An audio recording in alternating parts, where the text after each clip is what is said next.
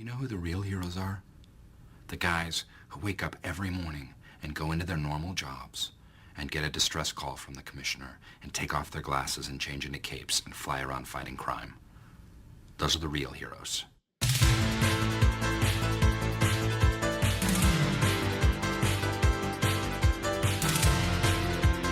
You got a suit? Then suit up.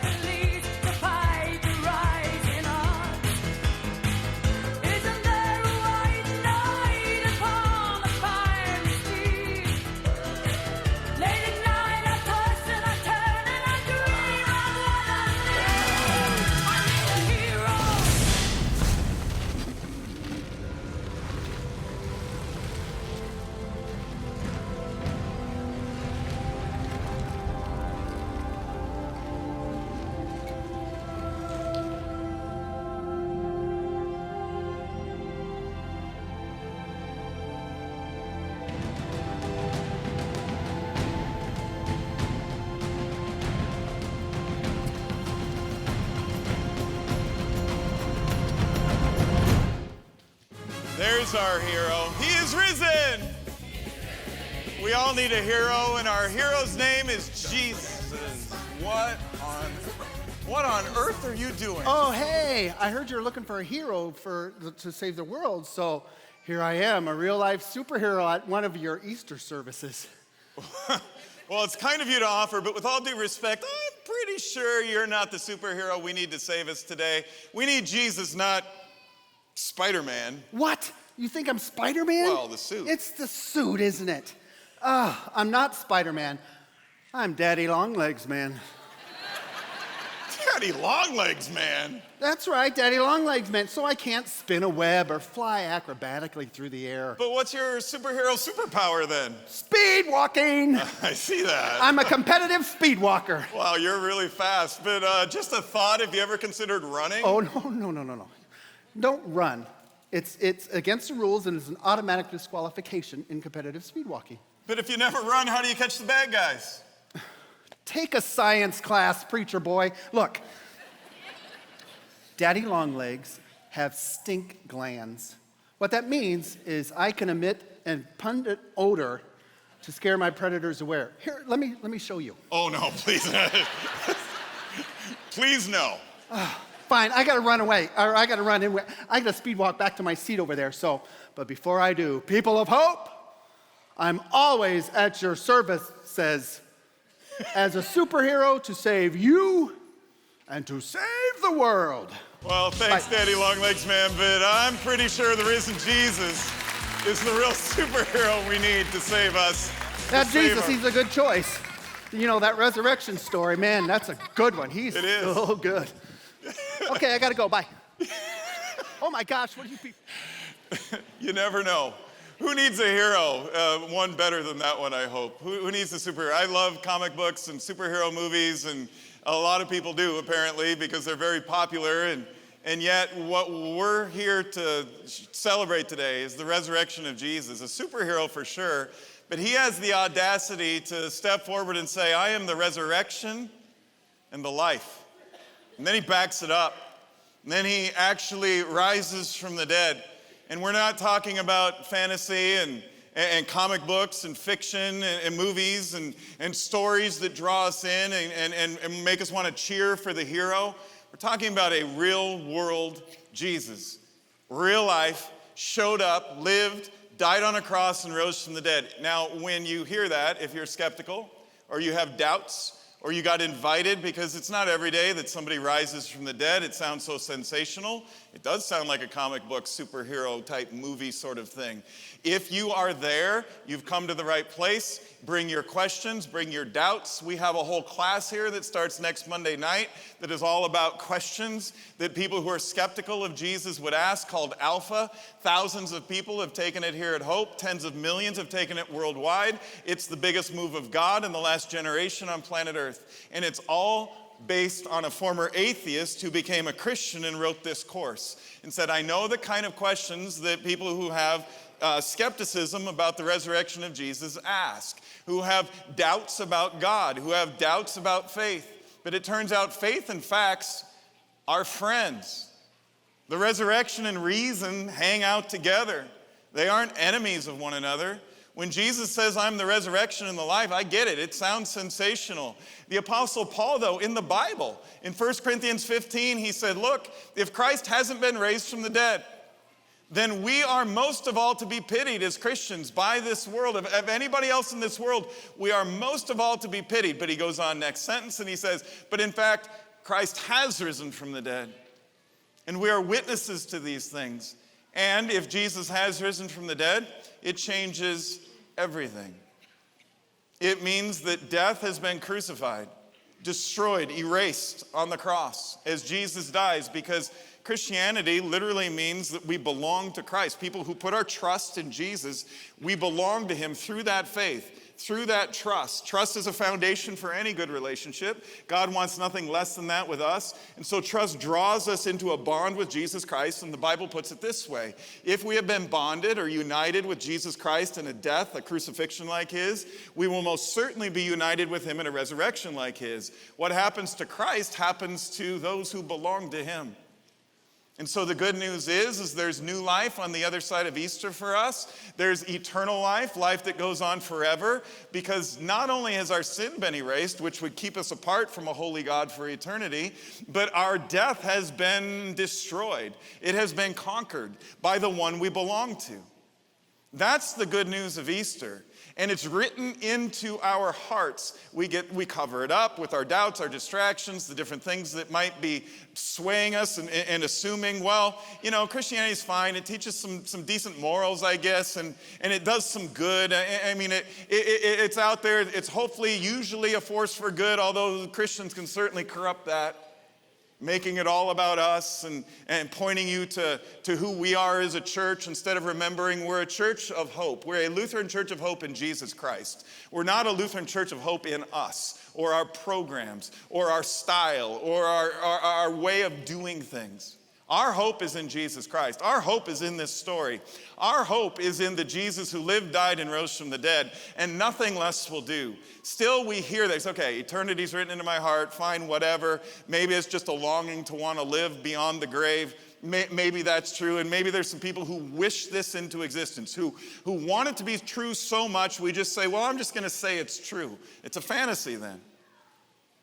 So for those of you who are skeptical, again, in the right church, you've come to the right place. Bring your questions, bring your doubts, because good questions, I have found over the years, lead to really good answers, and good answers lead to a much deeper faith.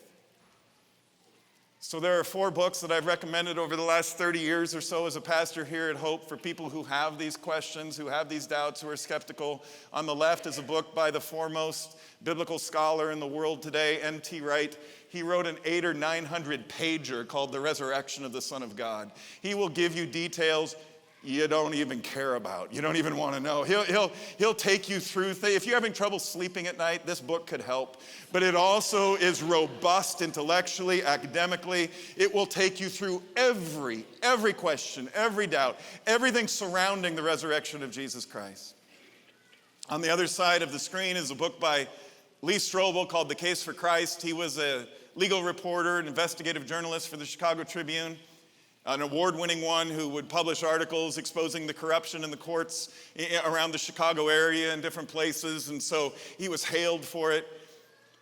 His wife, Lee Strobel's wife, became a Christian. She joined a church like Hope in the Chicago area, and Lee Strobel was just distraught. He was beside himself. He said, my wife has been taken over by the ridiculous people, the people who are senseless, the people who have no basis for what they say and believe. As an investigative journalist, as a legal reporter, he knew is it's just too sensational to believe. She's believing in fantasies. She's believing in, this isn't the wife that I married. I want her back.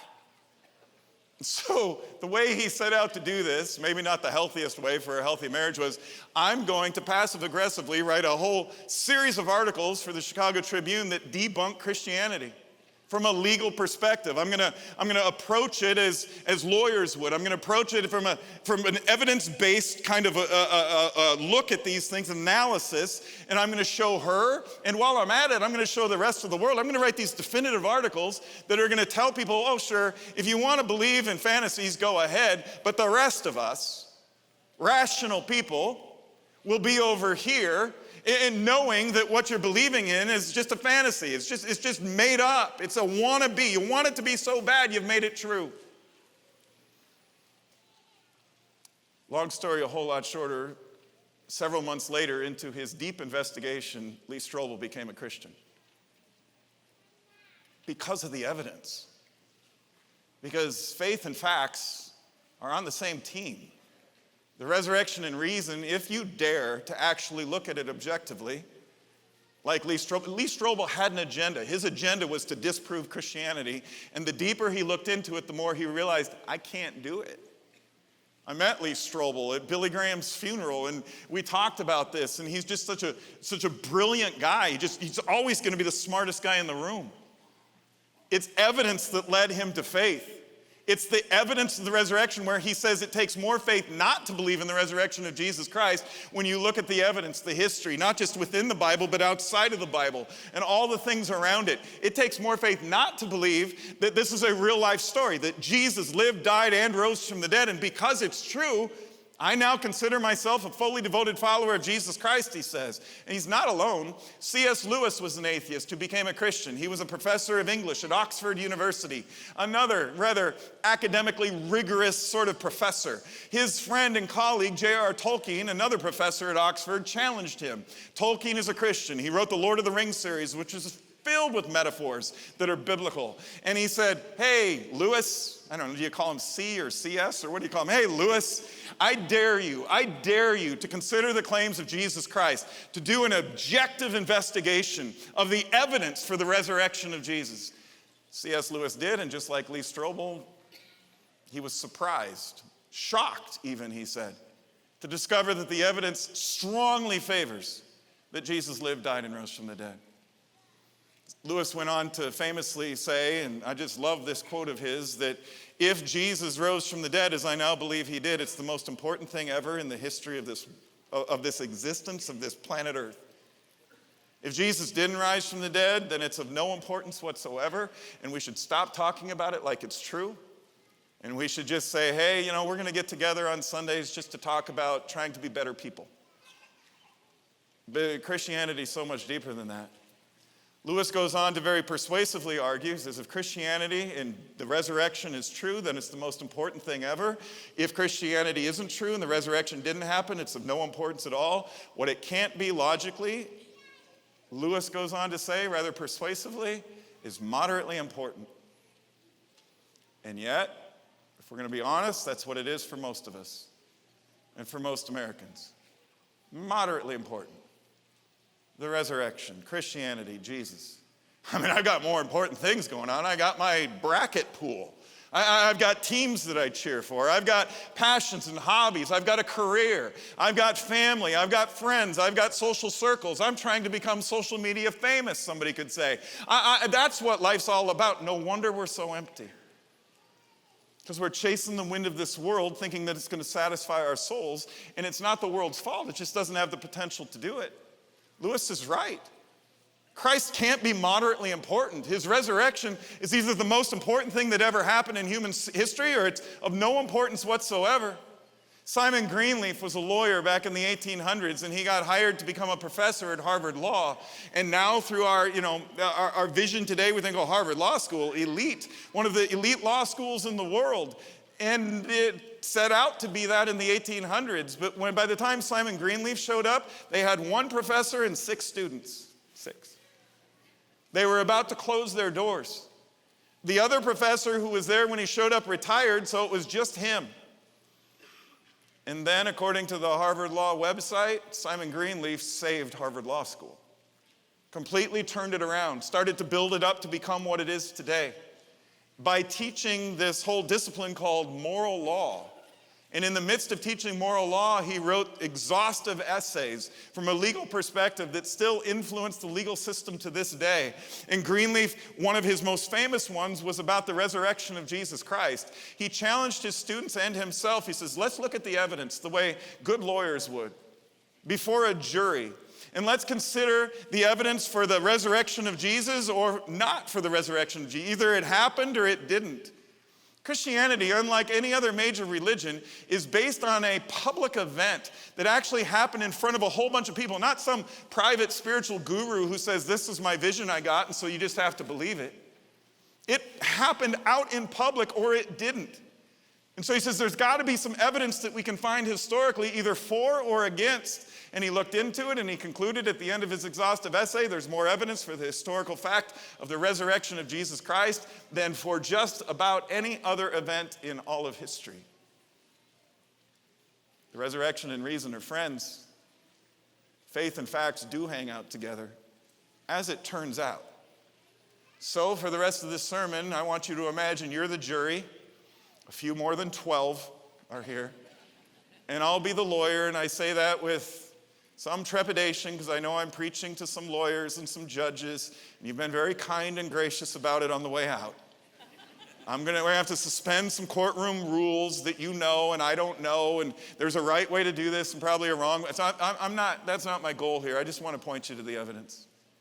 So, ladies and gentlemen of the jury, Exhibit A, the cross of Jesus Christ. The claim is that Jesus lived and died on that cross, and there isn't any historical scholar,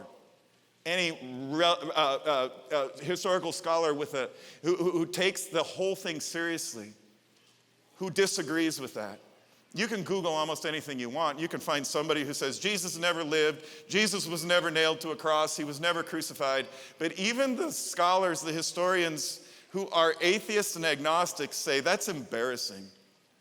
Clearly Jesus lived, they say. That's not the issue. Clearly he was crucified. He led a movement. It was a big deal. It was a threat to the province of Judea where Jerusalem was seated, a threat to the establishment, a threat to their governor Pontius Pilate, a threat in a sense to the Roman Empire in that region of the Roman Empire, a threat to the temple priests for sure because Jesus was moving in a whole different religious direction than the narrow-minded legalism of the temple priests of Jesus' day.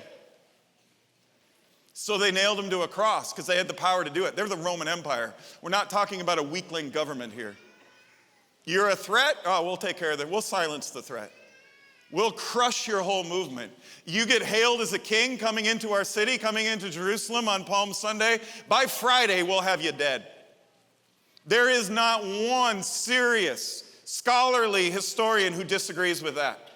All the evidence points to this. And only those who are off the rails would suggest there was no Jesus and that the crucifixion didn't happen. All of history points to this. But here's the surprising thing. The evidence of history also points to the resurrection. And why is this Exhibit A and why does this matter? Because it means Jesus wasn't taking a nap when he came up out of the tomb. It means he was dead. Roman soldiers were trained at crucifixion sites, execution sites, to make sure that the body was medically dead before it was pulled off the cross. Pastor Caroline talked about this in her Good Friday sermon just a few days ago. And as Pastor Caroline always is, she was right on historically.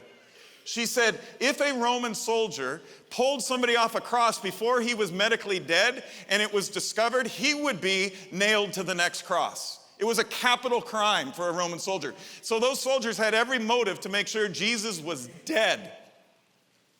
There's no debate that he lived and died, no serious debate that he lived and died on a cross. But there are some who start to come up with some really sensational stories. Oh, he just fell asleep. He just fell asleep getting crucified. He took a little nap, and then he woke up, and Exhibit B, he pushed away a 2-ton stone all by himself that was sealed by the Roman Empire. Again, not a weakling government, and roped to that tomb so that it couldn't be busted out because the Roman Empire didn't want any rumors to start.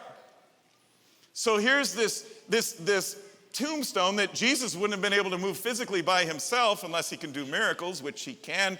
But then there's also the disciples. The rumor that they somehow, or the claim that the disciples somehow broke through the regiment of Roman soldiers, 16 of them guarding the tomb.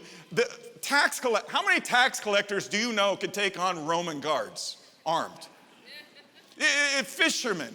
They're going to take over the Roman guards. They're going to push away the tombstone. And then, Exhibit B, they're going to see the linen wrappings, and they're going to see the headcloth, famously called the shroud, but it's a headcloth, basically, that's on the bed, the stone slab where Jesus' dead body was lying, and they notice that it's all folded up. Exhibit C. This is not the best point, but it's worth noting, and it's one of the most fun. If you ever had your house burglarized, did you know that, did the burglar stop in your bedroom and make your bed on the way out? If the disciples broke through the 16 Roman soldiers, pushed through the tombstone, and pulled Jesus' dead body out, and then what Peter's gonna say to Thaddeus? Hey, Thaddeus, make sure you make the bed on the way out. We wanna leave it neat. It just doesn't make sense. Why was the headcloth folded up? Because Jesus was in no hurry. He just like, oh, well, here we go. He is risen. The disciples weren't claiming that Jesus rose from a nap. They were claiming he rose from the dead. The tombstone has been rolled away, Exhibit B. The headcloth is folded up. It's not exactly the activity sort of norm for burglars or thieves. Exhibit D, the tomb is empty. Nobody debates that either. There's no body in the tomb. The question is, why? What are the plausible answers? The disciples stole it? What's their motive? Because if they start this whole Christianity religion just because they want to, what they're starting is basically an absolute certainty that they'd live a life of poverty, that they would be threatened, that they would be imprisoned, that they would be executed. 11 of the 12 apostles were executed.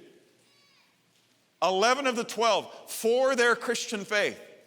These are the same disciples who are hiding out in fear when Jesus is crucified on the cross. The only one of the 12 disciples who's there is John, and some of the women who are clearly very strong, stronger than the men in this group. And they are there, but everybody else has abandoned Jesus. Give them a break, though, for a pretty decent reason. Because if they're putting your leader on a cross and executing him, and they associate you with the leader, you might be next. So those disciples who are hiding out are suddenly going to become the most bold public proclaimers of the good news of Jesus' resurrection, even though it means they could die for it, and most of them did. What's your motive? Wouldn't you think one of them would have cracked? Wouldn't you think one of them would have said, hey, you know what, before you nail me to that cross, we made it up? Why wouldn't one of them have broken? Why wouldn't one, and it wasn't just the 12 disciples, it's up to 500 plus witnesses, the Apostle Paul says. Where's the body? Because the Roman Empire had all the power to find the body. The temple priests had power to find the body. They could have put it on display in front of the temple and said, hey, let's have a funeral visitation. Stop saying he's risen from the dead. He clearly hasn't risen from the dead. He's dead. And Christianity was already exploding because of the resurrection now in growth. People were going around publicly and saying, he is risen, so they made it illegal. Pontius Pilate, the governor of this province, orders a Roman soldier or a regiment of them to go out and investigate this. In a movie called Risen, which I love, which came out about 8 or 10 years ago, Pilate, in the scene you're about to see, tells Claudius, this fictional character, but there was somebody like Claudius, that Pilate told, you have to investigate this. Because the Roman Empire has everything to lose. We don't want a new king. We've already got a Caesar. We don't want someone to be a threat to Pilate. We already have a government here. We don't want a new one. We don't want an overthrow. We need to push this back. And if there's rumors that the leader of this band of disciples, these Christians, these followers of the way, have a king of all kings who's risen from the dead, how do we compete with that? We got to find the body. So Pilate gets that whole investigation in motion. Take a look. You will track down each and every one of these disciples, but more importantly, you will find the corpse of this cursed Yeshua before it rots.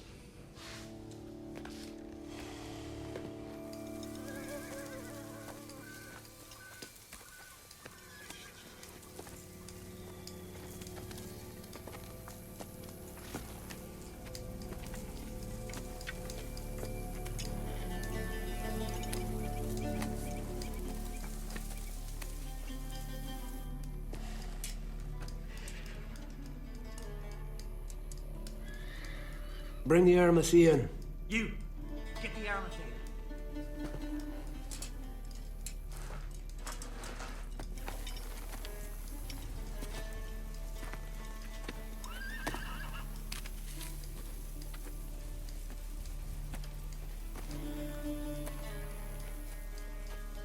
As if they burst.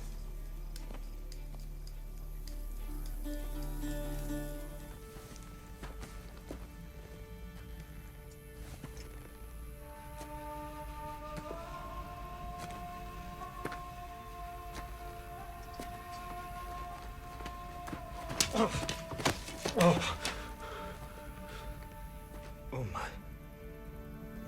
Where has he gone? You tell me. The body, was it anointed? We have no time. We just wrapped him with myrrh and aloe. That's what you see. Sweat and herbs. Bring it.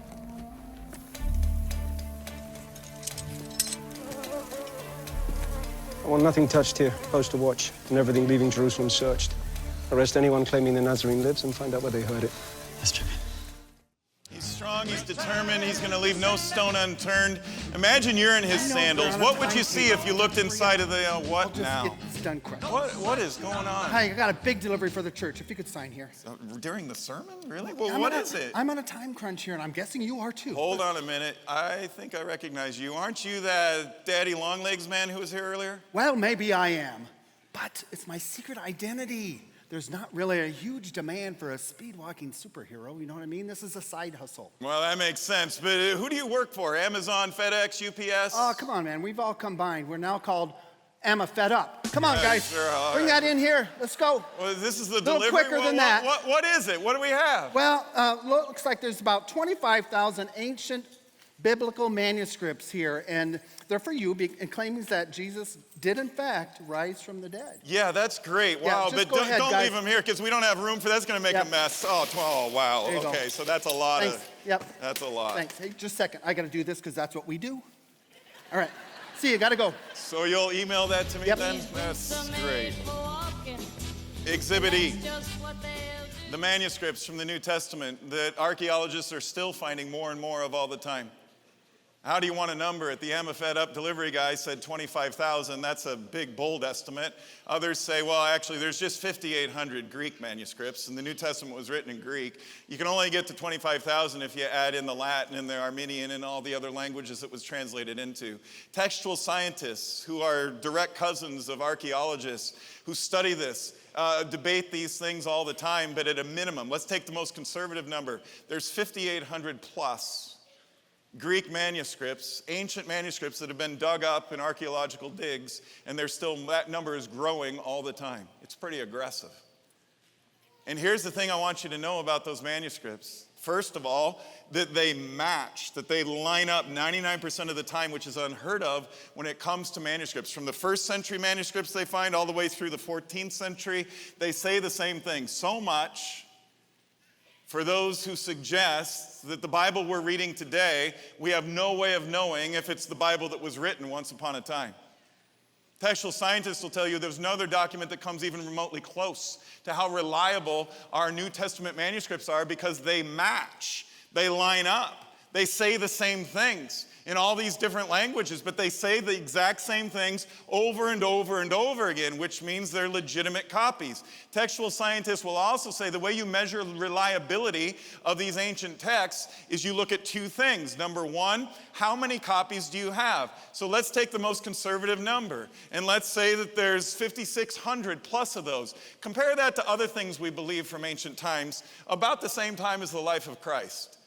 I believe Julius Caesar lived. I believe he fought the battles that history says he fought. I believe that it's real. Do you know what I base that on and what you base that on if you believe that too? 9 documents. That's all archaeologists have ever found that detail the life of Julius Caesar. 9. And then there's a 1,000-year gap between the time Julius Caesar lived and the first document we have dated to a century that was 1,000 years after Julius Caesar lived, which is the second thing textual scientists look at to test the reliability, is what's the gap between when these events actually happened and the earliest document or manuscript that we have detailing what happened. The closer, the shorter, the smaller that gap, obviously the more reliable. The more copies you have that say the same thing, obviously more reliable. 9 for Caesar, 5,600 plus minimum conservative estimate for the New Testament claiming Jesus rose from the dead. You say, oh, you're just fixing the whole thing. You pick Caesar because there's only 9. That's pretty much what it is for everything we believe about ancient history around that time, 3 or 4 centuries either way from the life, death, and resurrection of Jesus. The only thing remotely close, and it's not even in the ballpark, is Homer's Iliad, which has, like, at last count, I think it was 187 copies. And again, a 1,000-year gap between the time Iliad actually supposedly wrote, or Homer actually wrote the Iliad, and when we have the most ancient manuscript saying, well, here it is. But I believe it's probably him. That's how textual science goes. There is nothing even close to the reliability of the New Testament, so we can trust that what we're reading when it says Jesus rose from the dead is what was written and what was testified to. So it's great to have all this physical evidence, the cross, the tombstone, the folded grave cloths, the empty tomb, the ancient manuscripts and their high reliability, of which nothing else even comes remotely close. The New Testament manuscripts, between the time Jesus rose from the dead and the first ones written, Paul wrote his letter to the Corinthian church about a decade or 2 after the resurrection. Not 1,000 years, a decade or 2 after.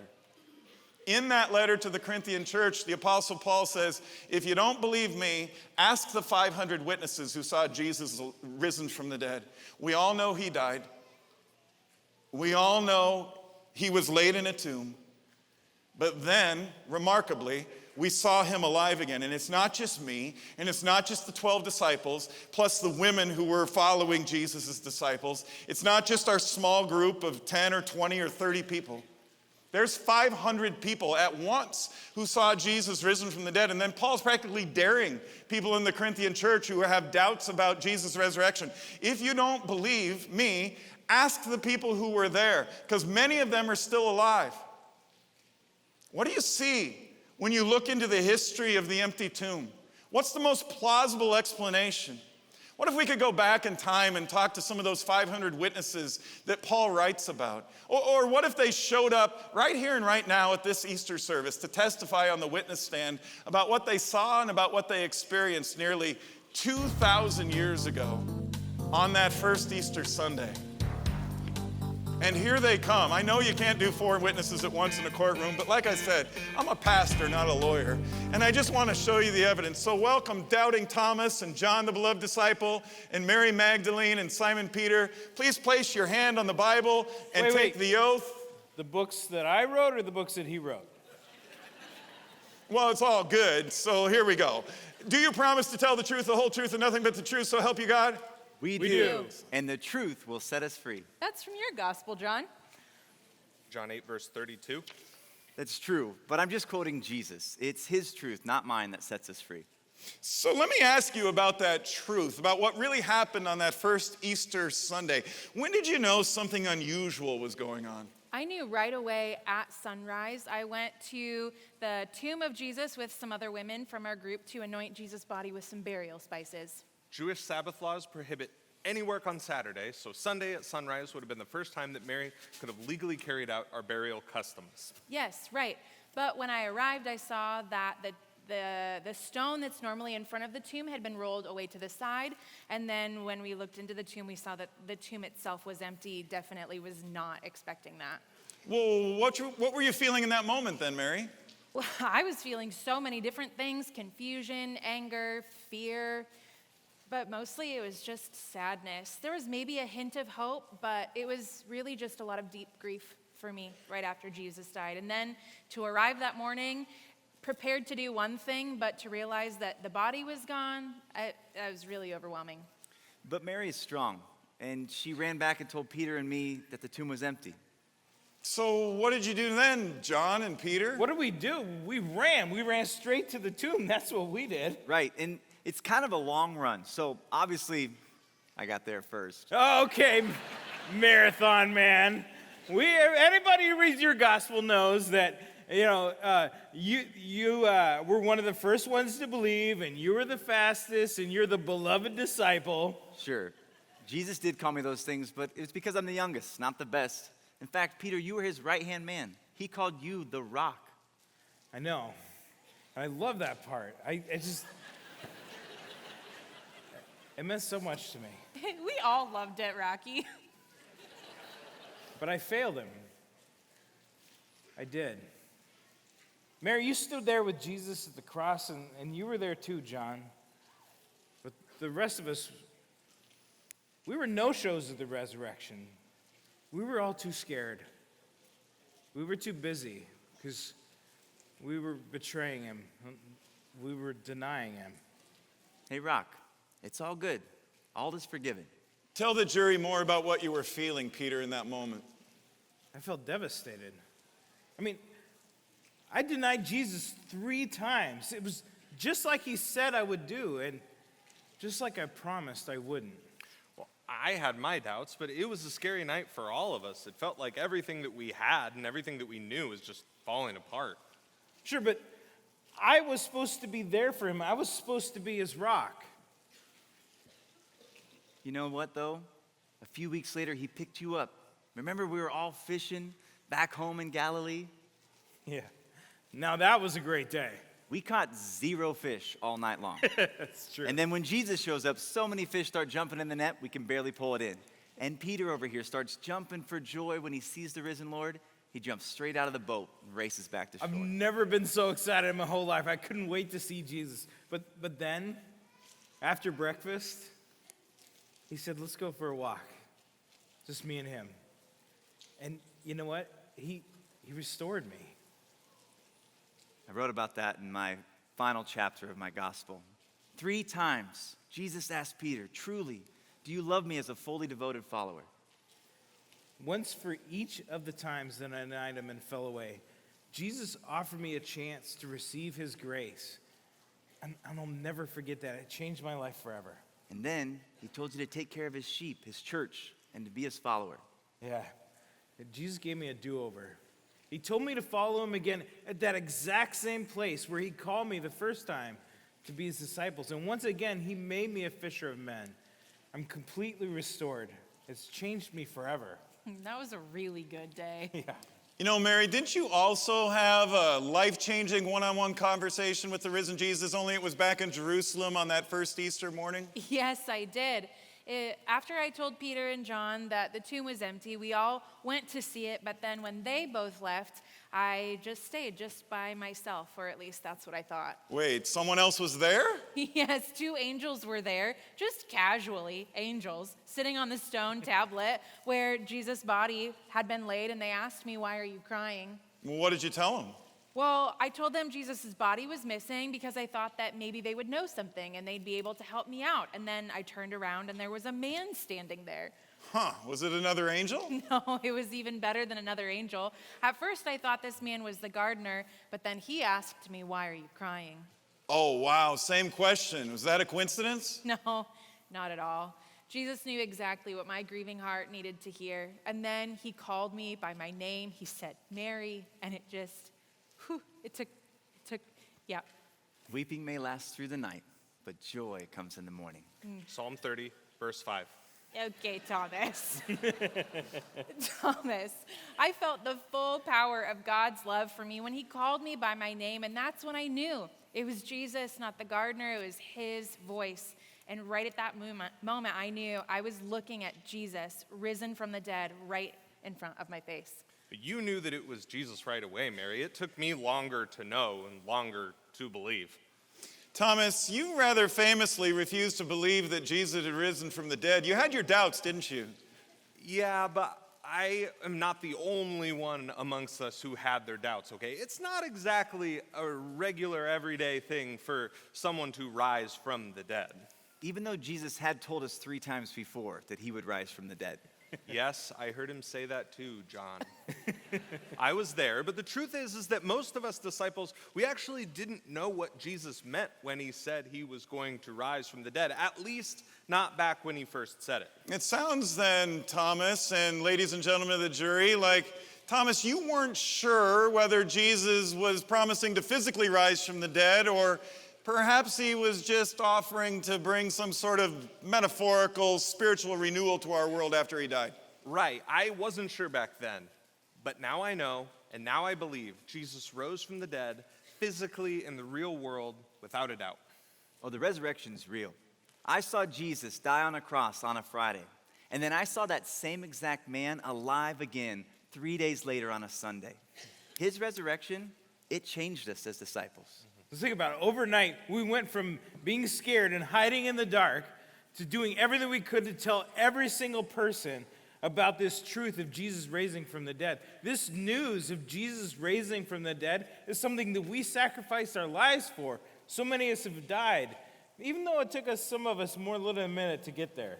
It definitely took me more than a minute. Listen, yes, I had my doubts, but I didn't want to be some impractical religious guy who believed in fables simply because I wished that they were true. I wanted to see it to believe it. And then he saw it. I sure did. Jesus just appeared right in the middle of the house that we were hiding out in. He showed me the wounds in his hands. I saw the proof of the resurrected Jesus before my very eyes, and it blew my mind. So what did you do? I fell to my knees and said, "My Lord and my God." It's my favorite part of the story. I'll tell you, my favorite part of the story is what Jesus said next. Jesus looks at me and he says, it's changed everything for me. He said, "Thomas, you believe in me because you've seen, but blessed are those who believe without seeing me." Yeah, the whole we walk by faith, not by sight thing. Right, but it turns out there's a mountain of evidence to support Jesus' resurrection, but even better, we've got God's word on it. And our belief in God's promises reveals a deeper truth that evidence alone cannot see. No doubt about it, Thomas. No doubt about it. Well, thank you, Thomas. Thank you, John. Thank you, Mary. Thank you, Simon Peter. We praise God for your proclaiming of the timeless truth of the good news of Jesus' resurrection for all these centuries. Let's give God praise for them.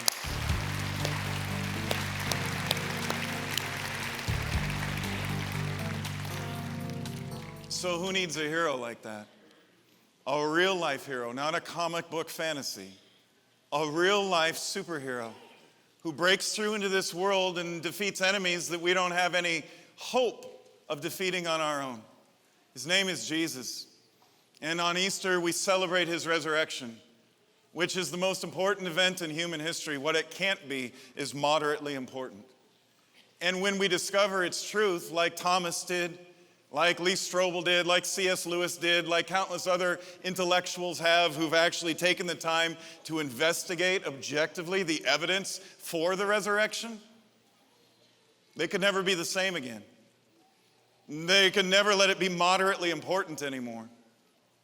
So in this movie, Risen, the Roman soldier who's tough and strong and isn't going to leave any stone unturned, much to his surprise, there's a theme here, much to his surprise, discovers beyond a shadow of a doubt that Jesus, in fact, has risen from the dead. And it blows his mind. And he could never be the same again. It just couldn't be moderately important anymore. What about you? Take a look.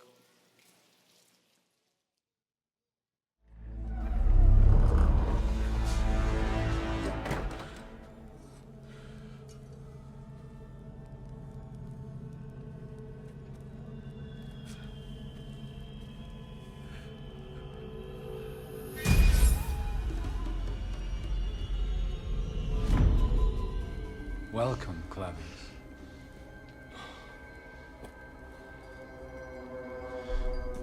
Come join us, brother.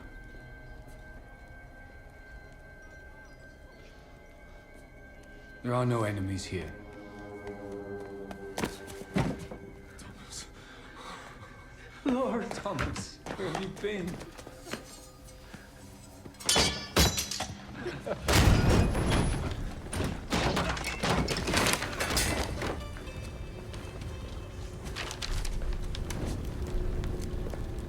Is it a ransom? Do not seek me. Do not follow or wander. Persecute no one on my behalf. I have seen two things which cannot reconcile. A man dead without question, and that same man alive again. I pursue him, the Nazarene, to ferret the truth. Clavius Aquila Valerius Niger. It's his seal, sir. Must be a plague. My right hand turned against me. How could he follow that Hebrew? Perhaps it's true. It's true. And if it's true, it can't be moderately important. Consider the evidence. Take a closer look. Those of you who are doubters, I just encourage you, look into this. I think you'll be surprised. Like a long list of intellectuals before you have been surprised. If you're a fully devoted follower of Jesus, you believe it, you didn't need the evidence to believe it, that's great. But then again, we do. Because Christianity isn't just about us, it's about what we can share with the world around us, so now at least you're better equipped. You have a better sense of how to share the gospel with others who doubt, who are skeptical, who have questions. And this is just tip of the iceberg. There's not just exhibit A, B, C, and D, and E. There's the whole alphabet and then some. But I wanted to give you, I don't have 3 weeks to try this case. I've got one sermon. I wanted to give you a glimpse and begin to show you that the evidence is actually in the favor of the resurrection. When Thomas discovered that, when Clavius in that movie discovered that, when C.S. Lewis discovered that, when Lee Strobel discovered that, they could never be the same again. They knew now their sin is erased. It is crucified. It is put to death. It's not held against you anymore. They knew that death wasn't the end. At the end of 1 Corinthians 15, the Apostle Paul famously writes, says, "Oh, death, where's your sting now? In light of the resurrection, you have no power because death has been overcome. The victory has been won. Jesus Christ lived and died and rose from the dead for you." There's nothing moderately important about that good news. It changes everything. It gives us new life and eternal life. And so Jesus says to you today, like he said to Peter, like he said to Mary, like he said to John, like he said to Thomas, follow me. Follow me. And I'll show you the life that your soul's been looking for your whole life. And it isn't to live a life to see, how much can I consume? How much can I get from you? How much can I take for the glory of me? It's to live for the glory of God and to serve others. Only then will we discover the stride we've been created to walk and to hit. Only then will we have a soul that's fully satisfied. When we realize Jesus is the way, he is the truth, he is the resurrection and the life. This man, he lived, he died, and he rose from the dead. And all the evidence points to this undeniable truth. And if it's true, it can't be moderately important. And so, ladies and gentlemen of the jury, if you believe it, after I say he is risen, shout it out. Say, he is risen indeed. He is risen. He is risen. He is risen. I rest my case. Let's stand up and give God praise. Thank you so much for tuning in and joining us for Service Online. If this is your first time joining us, welcome. We don't think it's any accident that you're here, and we have been praying for you. To see more of our content, know when we go live, and stay up to date week to week, feel free to subscribe to this channel. And if you live close by one of our campuses or local sites, we invite you to check us out in person. We would love to meet you. And don't forget to follow us on social media to stay up to date. See you next week.